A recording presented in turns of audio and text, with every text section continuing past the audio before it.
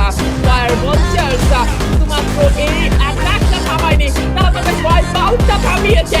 Bangladesh top one এখন top করছেন যারা বুইয়ার জন্য, তারা কি পারবে এই বুইয়া করতে নাকি ফায়ারবল চার্জ এত সুন্দরভাবে এই ফাইট আটকানোর পরে দিন শেষে তারাই আসলে বাজিমাতটা করবেন।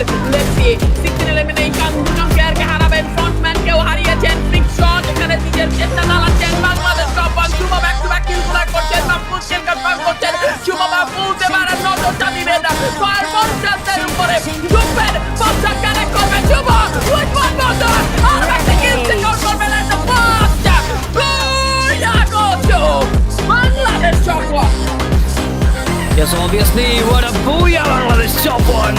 নিজেদের অস্তিত্ব রক্ষায় তারা কিন্তু টপ একটা পজিশনে চলে গিয়েছেন।